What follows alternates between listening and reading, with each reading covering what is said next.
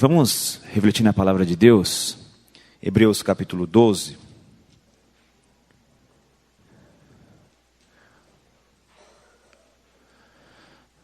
Amém. Estar aqui com vocês tem feito muito bem a mim e a minha família. No último dia 14 de setembro, em que eu estive ministrando aqui, foi uma noite muito especial, para mim principalmente, e para minha família. A minha filha de 6 anos de idade teve a sua primeira experiência com Deus naquele dia, de joelhos dobrados aí, nesse assoalho aí, com o rostinho no chão, durante o louvor, e eu achei estranho demais, né? Ela nunca fez aquilo, não sabia se eu fotografava ou se eu chorava, ou se eu levantava a mão para adorar a Deus. E depois a gente perguntou a ela por que ela fez aquilo. Ela disse que pediu para Jesus perdoar todos os pecados dela. 6 anos. Senhor, perdoa todos os meus pecados e eu queria te adorar.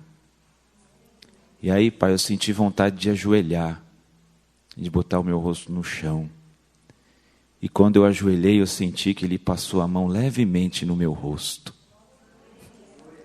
E aí eu não queria mais levantar. 6 anos. Lindo isso, né, irmãos? Achou Hebreus 12? Vamos à palavra de Deus. Versículos de 1 até o 3, para nós refletirmos hoje aqui. Hebreus 12, 1 a 3. Portanto, nós, uma vez que estamos rodeados por tão grande nuvem de testemunhas, livremo-nos de tudo o que nos atrapalha, ou seja, o embaraço, e de todo pecado que nos envolve ou que nos rodeia, e corramos com paciência ou com perseverança a corrida que nos é proposta, tendo os olhos fitos em Jesus, o autor e consumador da nossa fé. Ele, pela alegria que lhe fora proposta, suportou a cruz, desprezando a vergonha, e assentou-se à direita do trono de Deus. Pensem bem naquele que suportou tal oposição dos pecadores contra si mesmo, para que vocês não se cansem nem desanimem, na versão NVI. Amém? Vamos fazer um momentinho de oração. Feche teus olhos. Senhor, nós precisamos ouvir a sua voz, Senhor. Dentre tantas necessidades que todos nós temos, e eu sei que são muitas, não existe necessidade maior do que ouvir o Senhor falar em nossos ouvidos, em nosso coração, em nosso entendimento. Jesus, que estejamos liberados, dispostos, de coração, mente aberta, porque o Senhor sempre fala pela sua palavra. Jesus, que nós estejamos sensíveis para ouvir a tua voz e saiamos daqui, Jesus, melhores, bem melhores do que da forma que nós entramos. Pai, no nome de Jesus, amém e amém. Bom, esse texto é um texto que tinha um evangelista lá na nossa igreja, que hoje está no Pernambuco, em Recife, e ali pelos idos de 2006, 2007, ele dizia assim para mim, depois de toda a pregação, ele falou: olha, pastor, quando você começa a pregar, eu já sei, já digo até para minha esposa alguns versículos que você vai citar. Falou, quais, por exemplo? Ele diz Hebreus 12, 1. Portanto, nós que estamos rodeados de uma tão grande nuvem de testemunha. E depois eu comecei a ver que naquela época eu falava toda a pregação aquele versículo. Toda a pregação no começo, no meio ou no final eu falava aquele versículo. Mas eu nunca preguei sobre ele, especificamente sobre o texto. Mencionava durante a mensagem. E esse versículo é interessantíssimo, porque o autor aos Hebreus, ele compara a vida cristã como uma corrida olímpica de longa distância, né? Aliás, havia um esporte antigo, que não é novo, que era uma corrida de 42 quilômetros, de uma cidade chamada Maratona até uma outra cidade grega chamada Atenas. Daí surgiu o nome dos Jogos Olímpicos, dessa modalidade esportiva que é a mais longa, né, do atletismo, que é a maratona, 42 quilômetros. Então, uma longa corrida.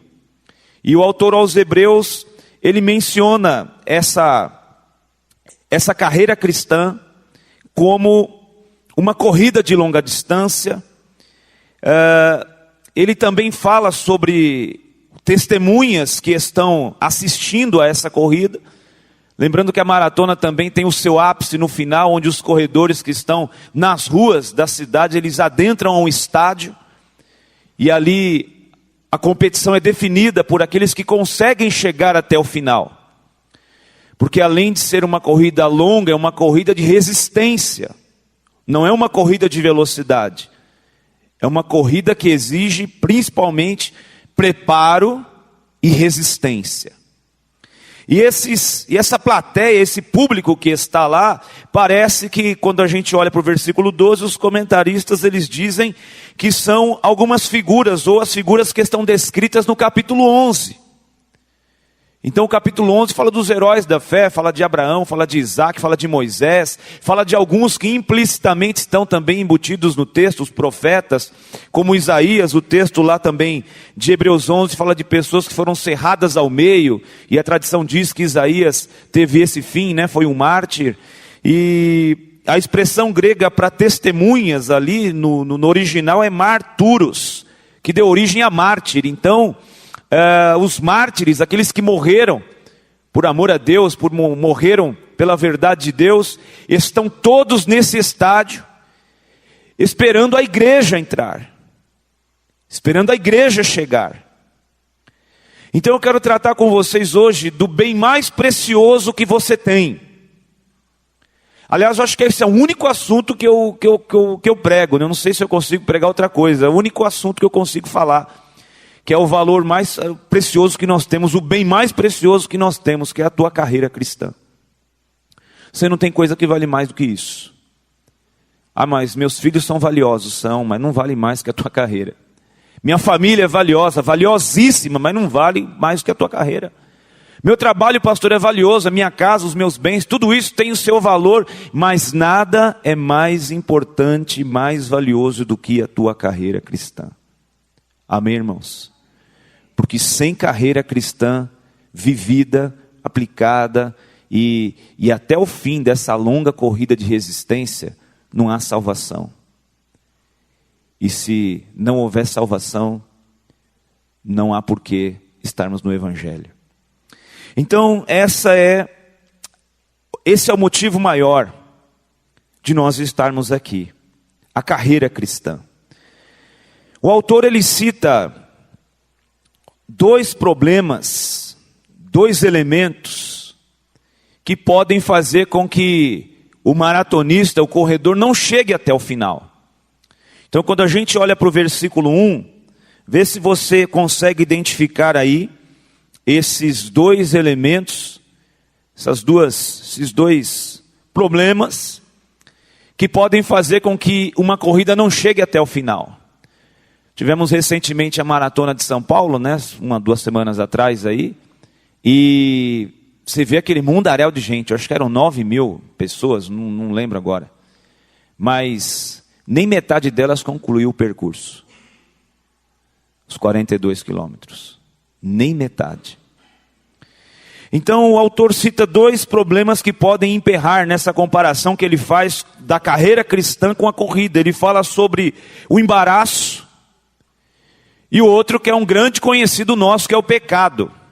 É ou não é?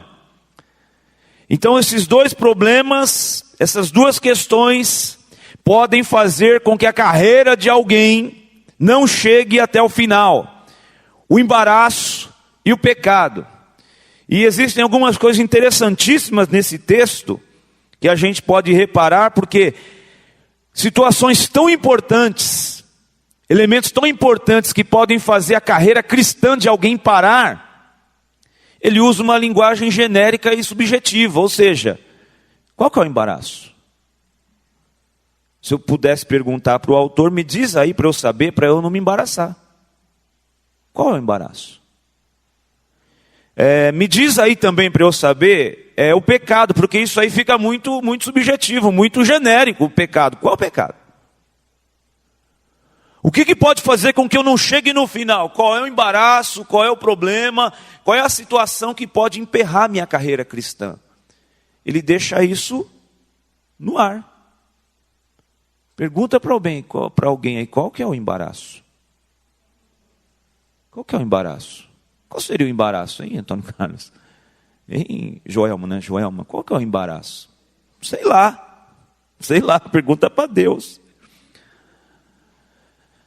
Mas a gente pode ter algum entendimento a respeito disso, entendendo que nós estamos numa carreira, que nós estamos numa corrida, e nós estamos vislumbrando lá aquela faixa que está ali, da linha de chegada, ultrapassar aquela faixa e chegar como vencedores. E dentro dessa corrida, dessa carreira, eu entendo essa questão, por exemplo, do embaraço, como toda e qualquer coisa, situação, relacionamento, pessoa, hábito ou costume, enfim, tudo aquilo que possa causar algum tipo de empecilho, ou que possa causar prejuízo à minha carreira cristã, a gente talvez possa dar o nome de embaraço. O que vocês acham? Pode ser ou não? Todas as coisas, situações, relacionamentos, pessoas, hábitos ou costumes e outras coisas mais que causam prejuízo à devoção que nós temos a Deus, a gente pode chamar isso de embaraço. Irmãos, como tem gente embaraçada. Como tem gente que não está percebendo que ele está sendo freado na sua carreira, que ele está sendo mutilado de alguns valores de Cristo na vida dele, sem perceber, por causa do embaraço. E por que o embaraço é um negócio também interessante?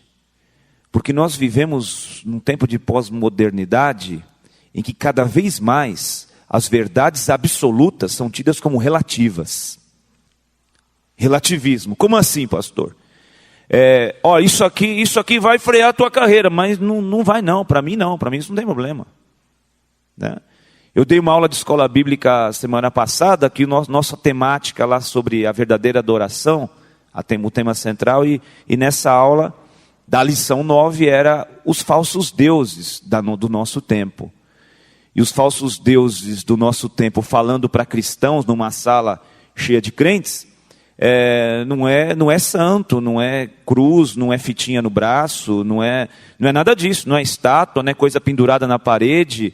São deuses que as pessoas estão trazendo para si, sem perceber, e Deus está tendo que chegar um pouquinho para lá, porque não está tendo lugar para Ele sozinho no trono do coração das pessoas. Então, dentre as situações que a gente identifica como deuses, ou como a gente pode intitular aqui como coisas que nos embaraçam, porque as pessoas talvez entendam aquilo que é nominalmente pecado. Então, mentira, está na Bíblia, pastor, que é pecado? Tá, então eu não posso mentir. Embora todo mundo dê uma mentidinha de vez em quando. Você mentiu essa semana? Dá um sorriso aí. Tem uma mentidinha essa semana, básica? Mas é mentira, pastor, mentira é pecado, não posso. Agora, tem coisas que não estão na Bíblia nominalmente, e a gente fala assim, não, mas isso não tem problema, pastor. Então deixa eu entrar pelo caminho do legalismo, embora eu odeie fazer isso, mas eu não resisto, né? Então o legalismo é aquilo que alguns religiosos ficam apontando e falando, isso aqui você não pode fazer, porque isso aqui é pecado, porque isso aqui te leva para o inferno, e eu não consigo resistir a ser legalista de vez em quando. Então, por exemplo, quanto tempo as pessoas hoje passam em frente a uma tela de computador, ou um celular, ou um notebook, ou sei lá o quê, mexendo com rede de relacionamento, com Twitter, com Facebook, etc. Quanto tempo? São horas e horas que se passam com um tempo fútil, que a gente não vai recuperar mais. Mas pastor, qual é o problema, pastor? Só estou vendo um pouquinho a vida dos outros aqui, tem umas fotos bonitinhas, tem uns vídeos engraçados, e tem umas coisas legais, e a gente tem quarta-feira tem jogo, a gente fica postando coisa, né, para o cara que perdeu, para o cara que ganhou, umas coisas bacanas pra caramba, de crente isso, irmão. Coisa de cristão, de gente cheia do Espírito Santo, só gente cheia do Espírito Santo é que fica fazendo isso. Então não tem problema, pastor. Não tem problema não. Está na Bíblia isso, pastor? Não, mostra na Bíblia isso para mim aqui, porque aí eu dou uma diminuída, eu paro com isso. Mas eu não tenho como mostrar na Bíblia. Não tem. Não está na Bíblia. Então o autor aos Hebreus deixa algo no ar, para que a gente se conscientize e comece a verificar o que está acontecendo com a gente. Pastor, a minha vida cristã está caminhando, é uma beleza, pastor, eu estou feliz da vida, eu tenho paz no meu coração, eu tenho alegria do Espírito, eu falo de Jesus para todo mundo, quase que todo dia estou evangelizando alguém, falando de Cristo, eu vivo a plenitude de Deus. Então continua fazendo o que você está fazendo. Continua fazendo o que você está fazendo. Agora, se eu estou vivendo uma vida cristã que não está assim do jeito que as pessoas falam, do jeito que se prega, do jeito que a Bíblia diz, então eu tenho que começar a olhar, porque pode ser que tenha algum embaraço. Eu falava lá naquela aula também, do quanto se gasta para a gente ficar melhor por fora. De quanto tempo se gasta e de quanto dinheiro se gasta para ficar melhor do lado de fora. Tem umas irmãs que o mundo pode cair. Se meu cabelo estiver maravilhoso, está tudo perfeito. Contanto que o meu cabelo esteja maravilhoso. Pode cair o planeta, não quero nem saber, meu cabelo está maravilhoso. Os cosméticos, a indústria, o mercado, movimenta bilhões e não tem nenhuma previsão de crise. O mercado de cosméticos. Porque as pessoas cada vez querem estar melhor por fora. Mas elas se preocupam em estar melhores por fora, mas não se preocupam em estar melhores por dentro. E então, pastor, a gente vai sair tudo bagunçado, descabelado, e as pernas de taturana e subaco de orangotango, né? Não é isso que a gente está falando. O que nós precisamos, irmãos, é entender aonde está a nossa vida, para onde nós estamos caminhando. Por quê? Porque a gente investe e não mede quanto custa, ou quanto tempo, ou quanto vai ser para algumas situações, mas quando se refere às coisas espirituais, às coisas de Deus, aí a gente olha, mas não vai demorar muito? Puxa, mas é longe, dá para ajudar com a gasolina? Puxa, mas não é caro não esse livro, esse dicionário? Aí a gente começa a achar que tudo é difícil. Puxa, mas para que tão cedo? Para que tão cedo? Só que para alguns outros valores, irmãos, a gente não mede. Vem o feriado prolongado, a crentaiada não quer saber quanto vai gastar, quantas horas vai ficar para descer a serra. Vai ficar sem água lá embaixo. Vai pegar fila no açougue, vai pegar fila para comprar pão, mas não quer saber, eu quero estar lá. Vou voltar com uma micose, com uma diarreia, uma virose, mas não tem problema, contanto que a gente desça e passeie lá, não quero saber. Então, às vezes, irmãos, a Bíblia não traz algumas coisas nominais para nos falar de embaraço, mas o autor está dizendo, olha para a vida e veja se não há um embaraço, se não tem coisas que estão retendo você. Se não tem situações, pessoas, relacionamentos, hábitos, costumes, que a gente não enxerga nominalmente como pecado, mas são embaraços, que estão nos tirando da essência de Deus, que estão nos tirando de viver o Evangelho, e que podem frear a nossa carreira logo mais ali na frente. Amém, irmãos? Diga comigo, carreira cristã, meu bem mais valioso. O autor está dizendo assim, olha, deixa todo o pecado e todo o embaraço. Deixa o embaraço. Tem coisas que se a gente não pegar um facão, um machado e cortar, elas vão continuar ali. Amém, irmãos? Às vezes as pessoas querem emagrecer, mas não querem parar de comer. Né?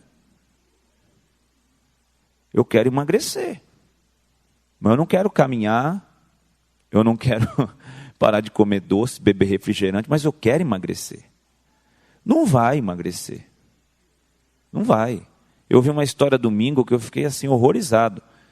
que as pessoas, para poder melhorar o seu aspecto, né, algumas modelos e tal, estão colocando no estômago aquilo que se chama popularmente de solitária, né? Eu acho que na escola a gente chamava aquilo de esquistosoma. É isso? Dali que vinha a esquistossomose, não é isso? É isso não? Ou eu estou misturando as coisas tudo? É que faz só uns 3 anos que eu estava no ginásio, eu não lembro mais. Então, irmãos, veja, as pessoas estão chegando ao ponto de colocar um bicho desse lá para o bicho digerir a comida que ela está comendo, para que essa comida não faça com que ela engorde. Eu escutei isso e falei, mas é verdade, eu vi numa reportagem e tal. Irmãos, para quem quer viver algo diferenciado, nós precisamos ter propósito. Se eu quero chegar até o fim da minha carreira, eu preciso verificar algumas situações que me embaraçam, que freiam a gente. Na época que eu jogava bola, a gente tinha um exercício que eu odiava fazer. Que eles pegavam uma cinta elástica e o outro camarada ficava atrás segurando aquela cinta nas 2 extremidades que passava pela sua cintura.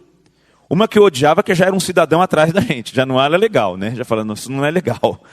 Né? Um cabra macho atrás da gente, fungando assim, e a gente tinha que correr com aquela cinta, e o cara tinha que segurar. E a gente tinha um bom espaço, assim, 20, 30 metros, a hora que chegava lá, aí ele soltava aquela cinta, a gente disparava, que parecia que ia romper e pular do outro lado do alambrado da quadra. O embaraço às vezes é isso, irmãos. Talvez não seja ninguém fungando no seu cangote, né, atrás, mas é algo te retendo, é algo te segurando. Deixa eu ser legalista aí. Pastor, assistir novela é pecado? Lógico que não, não está na Bíblia. Está na Bíblia? Mas pode ser um embaraço? O trabalho pode ser um embaraço? Conhece gente que diz assim, eu amo aquilo que eu faço. Nenhum problema em dizer eu amo aquilo que eu faço. Aliás, o Steve Jobs disse o seguinte, o idealizador da Apple, o revolucionário da tecnologia moderna, ele diz, não há maneira de se fazer algo com excelência, a não ser que se faça com paixão tudo o que se faz. É lindo isso, alguém que ama o que faz, só que chego de manhã, até as 10 da noite, não tem dia, não tem hora, é feriado, é tal. Peraí, isso pode ser um embaraço. Você tem outros valores, você tem Cristo, você tem uma busca a Deus, você tem família, você tem lar, tem filhos. Aí eu amo aquilo que eu faço e aquilo que eu faço se torna o Deus da minha vida, se torna a coisa mais importante da minha vida, isso é um embaraço. Amém, irmãos? Depois o autor, ele diz assim, o embaraço, ele fala também do pecado. Bom, o pecado a gente pode entender como tudo aquilo que ofende a Deus. A essência, como sabemos, é errar o alvo. E nós, irmãos, eu acho que pecamos a cada meia hora, acho que a gente peca. Eu acho que até dormindo a gente sonha com alguma coisa que é pecado. Então nós pecamos em 4 esferas. Nós pecamos por palavra, pecamos por pensamento, pecamos por atitude e pecamos por omissão. A gente não passa 12 horas sem pecar, irmãos. E o autor está dizendo, você deixa o embaraço e deixa o pecado. Então nós precisamos refletir sobre isso, para nos conscientizarmos que o maior patrimônio que temos é a nossa carreira cristã. É o maior patrimônio que você tem. E se nós encararmos a carreira cristã do jeito que Cristo disse para a gente encarar, como esse trecho bíblico que a gente está lendo aqui, irmãos, nós vamos ter uma carreira cristã, no mínimo, brilhante. No mínimo, abençoada. No mínimo, influenciando muita gente ao nosso redor. No mínimo, vivendo dentro de nós algumas promessas bíblicas que as pessoas nem acreditam mais, porque a gente vem para a igreja agora porque nós queremos um pouco mais de conforto e bem-estar. A gente quer de 50 polegadas agora, que é smart, que a gente faz assim, ó, e a TV muda. E a TV muda. A gente quer coisas assim. A gente vem para a igreja para que o nosso conforto melhore.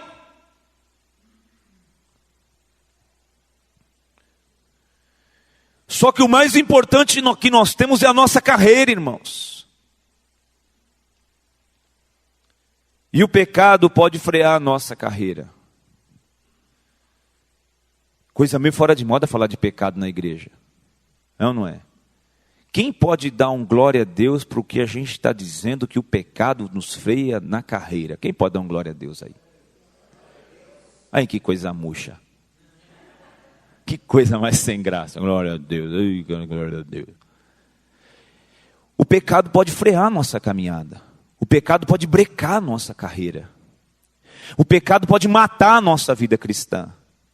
E o interessante em tudo isso é que o autor ele fala do embaraço e do pecado de fatores que podem interromper uma carreira cristã. Como muita gente que nós conhecemos, que ou pelo embaraço ou pelo pecado parou a carreira. Só que ele não menciona um terceiro fator, irmãos, que é importantíssimo. Paulo diz que a nossa luta não é contra a carne, nem contra o sangue, mas contra os príncipes das trevas desses séculos, potestades espirituais e tal, contra o cão, contra o diabo. Ele não põe aqui o diabo. Mas se a Bíblia diz que o diabo é o nosso inimigo, ele não põe o diabo. Eu acho isso interessante. Mas daqui a pouco eu falo disso. Outra coisa sobre o embaraço é que ele é sutil. Sutil. Por não ser nominalmente tido como pecado, ele acaba por levar as pessoas para longe de Deus sem que as mesmas percebam. Às vezes, se percebem meio frias. Se percebem meia desmotivadas espiritualmente, mas não notam que o motivo é o embaraço. Mas como não é pecado, né, pastor? Então a gente não percebe. Tem um casal da igreja, como alguns outros lá, que vem somente aos domingos, aos cultos. E estava quase 3 ou 4 domingos já sem aparecer. Eu fiquei preocupado. Aí eu dei uma ligadinha. Tudo bem aí, irmão? Tudo bom? Tudo bom, pastor? Tudo na bênção, graças a Deus, tudo maravilha. Como é que está a família? Nossa, está uma bênção, pastor, está tudo bem. Falei, fiquei preocupado, faz uns 20 dias que eu não vejo vocês, né? Nem você, nem sua esposa, bebê, está tudo bem com vocês? Com o nenê está tudo bem? Não, está tudo maravilha, pastor. Então, é que num domingo lá, a gente estava mexendo em umas coisas aqui em casa, e a hora que a gente foi olhar, arrumando umas tranqueiras no quarto de bagunça lá, a hora que foi olhar já era 15:06, não deu tempo. No outro domingo, a gente estava na empresa lá também mexendo em umas coisas lá, e também perdemos a hora. E nesse último domingo, a gente estava pronto para sair, tomamos banho, a hora que a gente foi sair, chegou lá minha cunhada, minha sogra, não sei mais quem, a gente acabou não vindo. E a gente acabou não vindo. E a gente acabou não vindo. E a gente vai indo, né? Sem perceber. O embaraço. Em contrapartida, eu conheço gente radical. Eu gosto assim. Pessoa lá, mesma situação. Trocada, já arrumando as coisas, pegando a chave do carro, de repente chega a galera inteira lá. Oi, tudo bem? Tudo bem como? Eu estou indo para a igreja. Pô, mas a gente veio de lá de Santo André. Tá aqui a chave. TV, pode assistir aí. Se não quiser ir para a igreja com a gente, pode ficar aí, a geladeira tem refrigerante. Daqui umas 2 horas eu estou de volta. Tchau. Bacana isso, né? Aí o diabo não envia mais gente para fazer isso, porque ele sabe que não funciona. Porque embora as pessoas não saibam, elas são as próprias enviadas do diabo para causar um embaraço na vida do outro. Por isso que o autor ele não menciona o embaraço. Ou ele não menciona o diabo, ele menciona o embaraço.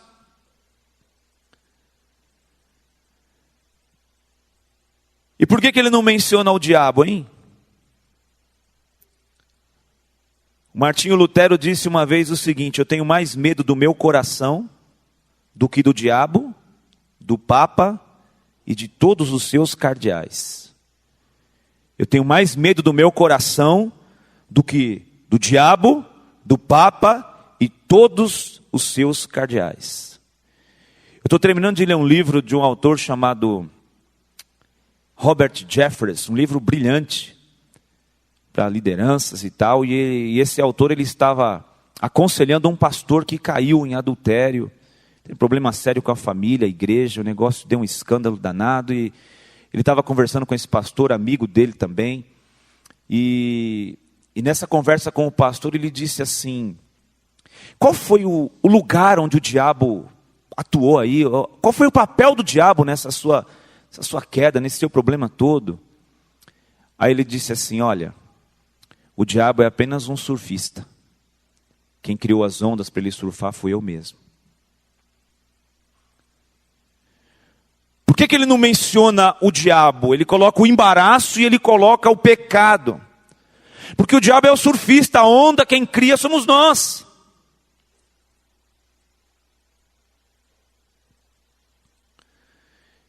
Então, irmãos, nós precisamos zelar por essa carreira. Eu vim aqui hoje para trazer um pensamento com vocês. A quantas andam a sua carreira? Outra coisa bacana que o autor também diz, ele fala assim, vamos correr com paciência a carreira. Em outra tradução, com perseverança. Mas quando o texto diz assim, corramos com paciência, correr sugere velocidade, não é isso? Não é isso? Correr sugere velocidade. E paciência já sugere pouca pressa. Ou não é? Correr dá uma sugestão de que você precisa ser veloz. E paciência dá a entender que você tem que chegar. Sem tanta pressa. Eu li uma frase interessante do piloto de Fórmula Indy, o Rick Mears. Ele disse o seguinte, não pense somente em chegar primeiro. Pense primeiro em somente terminar a corrida. Não pense somente em chegar primeiro, pense somente em terminar a corrida. Irmãos, nós temos que chegar lá. Nós temos que chegar lá. Eu vou dizer com tristeza algo que eu estou vendo em algumas igrejas, inclusive na igreja que eu sou pastor. As pessoas continuam entregando a vida a Cristo, aceitando Jesus. Domingo vem uma, daqui 2 domingos mais 2, e a gente vai para os lares fazer culto mais outras. Mas parece que as pessoas que estão indo embora superam aquelas que estão chegando. Então pessoas estão aceitando Jesus e vindo para Cristo, só que ao passo que a gente está recebendo alguém, dando uma Bíblia de presente, já marcando para ir até a casa dela, para fazer um trabalho de discipulado, para ensiná-la sobre batismo e os fundamentos da fé cristã, a gente já vê outros que já não estão vindo mais e não vão vir mais.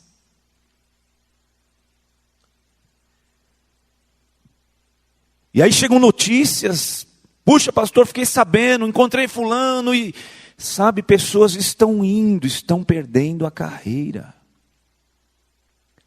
Há 2 santas ceias atrás eu trouxe um tema lá para a igreja numa manhã de ceia, com a seguinte expressão, avivamento ou apostasia. Se nós não escolhermos viver um avivamento pessoal, nós já fizemos a nossa escolha pela apostasia. Mas pastor, eu não fiz a escolha pela apostasia. A escolha vai ser feita por si própria, se nós não escolhermos um avivamento pessoal. Se nós não escolhermos tratar a nossa carreira como algo precioso, pode ter certeza que a outra opção vai ser feita sem que a gente diga assim, explicitamente, eu estou escolhendo me apostatar e sumir da fé, sumir da igreja, largar tudo e chutar o pau da barraca, não quero mais saber. Se não escolhermos o avivamento, a escolha já está feita. Amém, irmãos? Eu conversava com alguns irmãos também mais maduros na fé, e eles me fazendo algumas perguntas, a gente refletindo a respeito disso. Eu pessoalmente, eu não acredito como alguns profetizam e fazem esses encontrão, show promessas, e os camaradas ficam profetizando que a nação vai ser assim, que a nação vai ser avivada. Eu pessoalmente, na minha opinião pequena, particular, eu não acredito num avivamento de massas de multidões. Mas eu acredito num avivamento pessoal, porque o Espírito Santo ainda está sobre a igreja. A Bíblia diz, e Jesus é muito claro em dizer, que por se multiplicar o pecado, o amor de muitos esfriará. E quando ele diz de muitos, ele sugere como grande maioria. Alguns remanescentes ainda ficarão. Aqueles que estão decididos a tratar sua carreira como algo mais valioso que ele tem na sua existência, a sua salvação, a sua carreira cristã. Estes vão representar alguns focos de avivamento que ainda ficarão de pé nesse tempo. Amém, irmãos? E se o censo vir no ano que vem, já disseram que era 40 e poucos milhões. Se no próximo censo disser que é 50, se em 2020 já disser que são 80 milhões, em 2025 ou 2030 que já disseram que o Brasil vai ser uma nação evangélica, se for com os 40 milhões que a gente está vivendo aqui, irmãos, é brincadeira, não é verdade? Não é? Se tivesse 40 milhões de crentes mesmo, de verdade, você acha que esse país não estava diferente? Em todos os escalões, em todas as esferas, já estaria muito diferente. Gente vivendo o Evangelho. Então, irmãos, Deus tem um avivamento pessoal para nós, para você, para mim, para a nossa vida, para a nossa carreira cristã. É isso que eu estou buscando viver, é isso que os meus joelhos se dobram diariamente para buscar a Deus. Dizer, Senhor, eu não vou esfriar. Eu não vou criar cascas em volta do meu coração para que eu venha a cultos e, como profetizou Isaías, esse povo me honra com os seus lábios, mas o seu coração está longe de mim. Eu não vou deixar minha vida tomar esse rumo. Eu não vou deixar que o meu coração se esfrie por causa do embaraço, por causa de situações externas, por causa de pessoas. Às vezes a gente se chateia com pessoas, com palavras, se decepciona aqui ou acolá, e isso também vem como forma de embaraço, isso também vem para sujar a nossa alma, e nós não podemos deixar que a nossa carreira pare. Amém, irmãos? Eu sentei com pessoas esses dias para aconselhar, já quase 2 anos fora da igreja, um casal. A mulher está vindo de vez em quando e o moço não está vindo há muito tempo já. E conversa vai, conversa bem. Eu falo, eu quero saber o que houve com você. Eu estive com você quando você era adolescente. Eu estava naquela sala quando a gente pôs as mãos sobre a sua cabeça e você foi batizado com o Espírito Santo. Eu vi você com 13, 14 anos pregando em cima daquele púlpito num culto de adolescentes e trazendo uma mensagem à igreja. O que aconteceu com você? E aí ele olhou para minha cara e disse assim: algumas coisas, pastor, aconteceram, mas a principal delas... Aí ele começou a mencionar pessoas. Fulano, Beltrano, Cicrano. Não aguento olhar. Não aguento sentar perto. Não aguento ficar perto. Eu falei, peraí. Você está parando a sua carreira por causa do outro? Você acha que o outro está sendo prejudicado porque você está parando a sua carreira? Você acha que essa sua greve... Esse seu protesto pessoal, está na onda dos protestos, esse seu protesto que você está fazendo, eu não vou mais, você acha que vai prejudicar a igreja, vai prejudicar alguém? É você que está levando o maior prejuízo, e pode ser eterno. Irmãos, a tua carreira tem que seguir, custe o que custar. Custe o que custar. Aleluia. No versículo 2, o autor também comunica 2 coisas que vão ser fundamentais para conseguirmos prosseguir a carreira. Então a primeira delas é aonde tem que estar o nosso olhar. Então para nós vencermos e prosseguirmos e chegarmos até o final, aonde tem que estar o nosso olhar? Ele diz o seguinte, olhando para Jesus, porque Ele é o autor. Ele é o consumador da nossa fé. Amém, irmãos? Eu ouvi uma frase interessantíssima, não sei se eu consegui decorá-la, de Madre Teresa de Calcutá. Ela disse o seguinte: nunca faça nada para os outros esperando receber dos outros. Nunca faça nada esperando reconhecimento de pessoas. Porque no final de todas as contas, o nosso negócio nunca foi com elas, foi com Ele. Amém, irmãos? Entende isso? No final de todas as contas, nosso negócio nunca foi com pessoas, assim, foi com Ele, ó. Foi com Deus. Por isso que a gente não pode se deixar entrar com essa lepra, pegar em nós, na nossa carreira, no nosso coração, na nossa vida espiritual.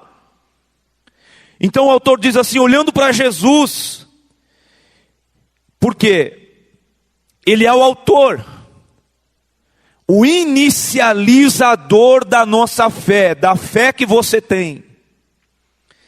E Ele também diz que é o consumador, ou seja, Ele é o finalizador. Jesus é o responsável, e precisa ser o responsável pelo início da nossa fé, e pela consumação da nossa fé e da nossa carreira, pelo começo e pelo fim. É para Ele que nós estamos olhando, é para Ele que nós estamos vivendo, foi Ele que comprou a nossa vida, não foi esse, não foi aquele. A mensagem é muito simples, é muito fácil de se entender. O nosso negócio é com Ele. Amém, irmãos?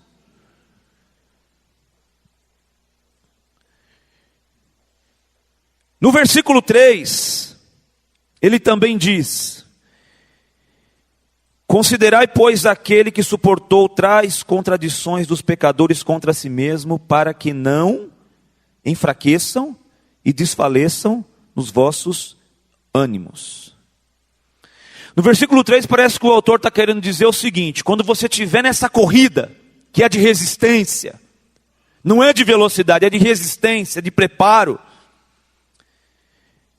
coloque na balança da consciência o sofrimento dele e o sofrimento que você venha estar passando, a dificuldade que você esteja vivendo.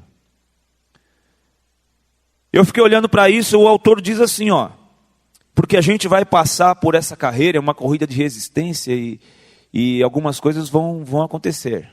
Hoje à tarde eu estava consolando uma pessoa, tentando consolar uma querida nossa, uma jovem, que perdeu a sua mãe.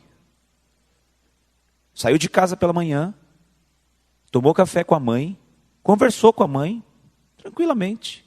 Tchau, mãe, fica com Deus, até mais tarde. Foi trabalhar, 7 horas da manhã. 9 para 10 horas recebeu um telefonema, que a mãe passou mal. Ela foi até onde estava, foi acudida num posto de saúde, um quarteirão da casa dela. Quando chegou ao posto, a mãe faleceu no posto. 3 horas depois de ter tomado café com a mãe. Onde está Deus? Onde está Deus? Aí você chega lá numa sala com 5 irmãos, mais 5 irmãs, mais um irmão, sobrinhos, todo mundo em prantos, todo mundo com a mão na cabeça, sem saber o que fazer, porque fizeram um churrasco no domingo com a família inteira. E tudo bem, tudo na bênção, não tinha ninguém doente, não tinha ninguém com câncer na cama, não, tudo bem. E de repente, irmãos, aconteceu, tomou café, passou mal, foi para o posto, chegou lá, 3 paradas respiratórias, acabou, morreu. O que eu quero dizer com isso? Que na carreira que a gente está vivendo é uma corrida de resistência. Então, nessa corrida de resistência, no meio do caminho, parece que vai faltar o fôlego. Porque algumas coisas vão acontecer que a gente não planejou. Algumas coisas vão acontecer que vai dar uma baqueada. Vai ter um momento dessa corrida que vai ser uma ladeira difícil de subir.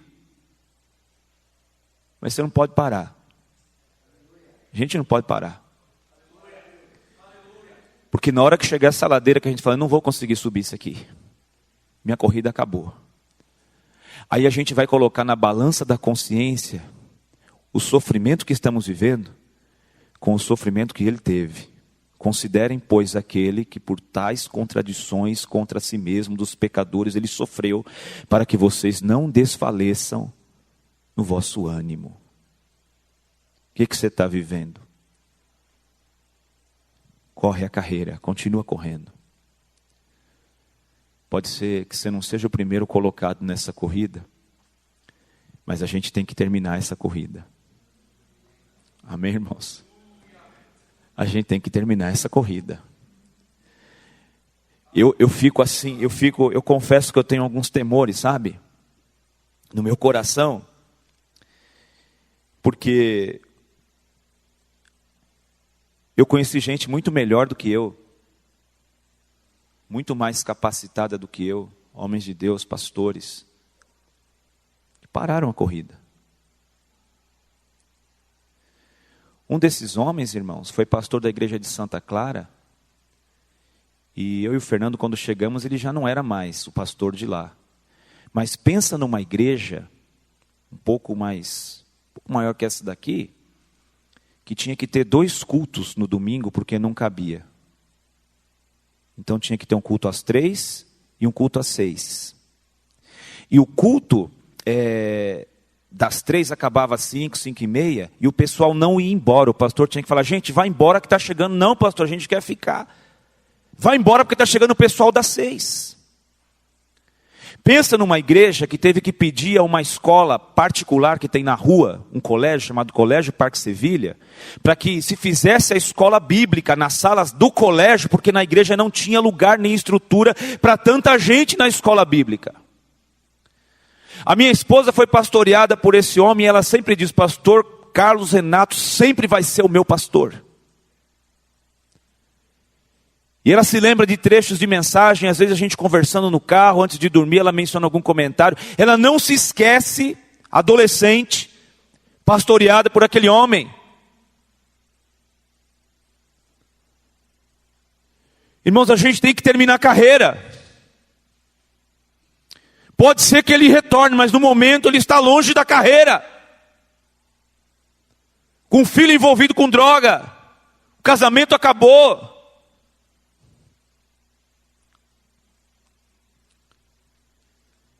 Nós temos que terminar essa carreira, irmãos. Eu sei que como pastor a gente influencia bastante gente para o bem. E ensina as pessoas. Mas eu não quero daqui a alguns anos falar: puxa, aquele pastor era uma bênção, hein? Já pensou vocês comentando aqui, Wagner? Poxa, o pastor Jair vinha aqui e não pregava nada, mas a gente ria um bocado com as mensagens dele. Um cara, gente boa, tinha uma boa família, tinha filhas parecidas com ele, lindas, de olhos verdes. Você viu o que deu na vida desse homem? Você viu o que aconteceu com a vida desse moço? Não dá para acreditar, irmãos. Eu fico assim, cada vez mais perto de Deus. Cada vez mais perto de Deus. Eu fico a cada dia falando: Senhor, coloca mais temor no meu coração, que eu preciso de um pouquinho mais de temor. Um pouquinho mais de temor de Ti, um pouquinho mais de temor de Ti. Senhor, não deixa meu coração se esfriar. Senhor, não deixa eu ficar assim, acostumado com o ambiente, acostumado com a música, acostumado com o culto, acostumado com tudo, e já saber como tudo funciona. Não deixa eu me tornar semelhante ao pessoal que estava na igreja de Éfeso, numa igreja que funcionava tudo bonitinho, só que automático, tudo automatizado, tudo mecanizado.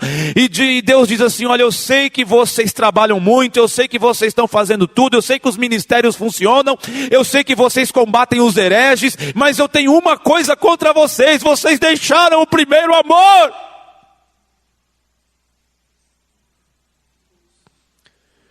Volta onde vocês caíram. E essas coisas não saem do meu pensamento, por quê? Porque eu quero terminar minha carreira, irmãos. Se Deus permitir, eu ainda quero vir aqui de cabelo branquinho. Quem sabe até escorado por uma bengala. Mas vim aqui dizer a vocês, aos filhos de vocês, aos netos de vocês, que Deus é bom, que Deus é fiel, que Ele cuida de nós. Aleluia. E quando vier o momento de sofrimento, irmãos, porque pessoas estão deixando a corrida de resistência, porque o sofrimento está se tornando agudo. Uma irmã nossa, o Fernando conhece, ela está tomando morfina para suportar as dores, e mesmo assim tem hora que não dá. Não só ela, mas como a família está abalada na sua fé. Porque já são meses, tem hora que tem que chamar o SAMU para vir pegá-la e levar lá e injetar tudo quanto é tipo de anestésico, de analgésico, porque ela não suporta as dores que ela está tendo. Então é o momento de subida nessa carreira, é o momento de não estar suportando mais, mas a gente tem que continuar correndo, irmãos. Tem outro irmão que tem um coração de ouro, tem um coração no reino. E ele é um empresário, ele é terceirizado, ele trabalha, uma grande empresa terceiriza o serviço dele para outros lugares, e já faz 1 ano que ele não recebe um contrato, mais de 1 ano. E é uma das pessoas que são mantenedoras da obra de Deus em Vila Santa Clara, e eu fico falando, Deus, por quê? Por que o senhor não coloca aqueles cabra safado que não dá dízimo, que não dá oferta, que não dá nada, e compra carro para o filho quando faz 18 anos, e o senhor vai colocar alguém que tem o coração no reino numa situação como essa? De chegar no corredor daqui e falar, pastor, olha, a gente não está vindo muito para a igreja, porque tem semana que não tem nem como pôr gasolina. Eu percebo o semblante triste, irmãos. Eu falo, Deus vai abrir as portas. Corre a carreira. Não para, continua. Nós temos que chegar até o final. E tem esses momentos íngremes aí de subida que querem frear a nossa carreira, irmãos. Charles Spurgeon disse o seguinte: em tempos de provação, muitos foram reprovados pelo simples fato de terem desistido. Não desista da tua carreira. Não desista da tua carreira. Corre a carreira. Paulo, em Atos capítulo 20, 18 a 24, ele diz o seguinte: e logo que chegaram junto dele os anciãos da igreja, ele lhes disse: vós bem sabeis, desde o primeiro dia em que entrei na Ásia, como em todo esse tempo me portei no meio de vós, servindo ao Senhor com toda a humildade, com lágrimas, com tentações que pelas ciladas dos judeus me sobrevieram. Como nada que útil seja, deixei de vos anunciar e ensinar publicamente pelas casas, testificando tanto a judeus como aos gregos a conversão a Deus e a fé em nosso Senhor Jesus Cristo. E agora eis que, ligado eu pelo Espírito, vou para Jerusalém, não sabendo o que lá há de me acontecer, senão o que o Espírito Santo me revela de cidade em cidade, dizendo que me esperam prisões e tribulações. Aí no 24 ele diz para os seus líderes de Éfeso o seguinte: mas de nada faço questão, nem tenho a minha vida por preciosa, contanto que cumpra com alegria a minha carreira e o ministério que recebi do Senhor Jesus, para dar testemunho do Evangelho e da graça de Deus. Não deixa parar a tua carreira. Amém? Eu quero finalizar com uma ilustração de uma história verídica. E o tema dessa ilustração é correr a carreira. Preste atenção, em 1776, James Cook, famoso explorador e capitão da Marinha Britânica, foi encarregado por seu país de liderar uma expedição com o fim de verificar se havia mesmo ou não uma passagem navegável entre os oceanos Atlântico e Pacífico, via a costa norte do Canadá. A expedição zarpou de Plymouth, na Inglaterra, no dia 12 de julho de 1776. Entre seus integrantes estava o Dr. Solander, um naturalista sueco cuja responsabilidade era fazer observações científicas da flora e da fauna encontradas ao longo do caminho. No outono de 1779, a expedição pesquisou a área em torno do Estreito de Bering. Ali, um grupo sob o comando do tenente Ruder, incluindo o Dr. Solander, saíram do barco, montaram um acampamento e dirigiram-se para o interior daquele local para explorar mais a região. Quando uma prematura tempestade de inverno apanhou de surpresa aqueles homens longe do acampamento, ameaçando-os de morrerem congelados. Devido à sua experiência com baixas temperaturas em seu país, a Suécia, o Dr. Solander reuniu os homens e os advertiu acerca dos perigos da hipotermia. E ele disse: precisamos resolutamente voltar ao acampamento, sem uma única parada, disse ele. Nosso grande perigo é adormecer e não acordar nunca mais. Mas acho que ficaremos terrivelmente cansados, comentou o comandante Ruder. E lógico que vamos ficar cansados, disse o Dr. Solander. Quando o sangue começar a esfriar, os homens implorarão por um pouco de descanso. Não permita que eles se detenham uma só vez.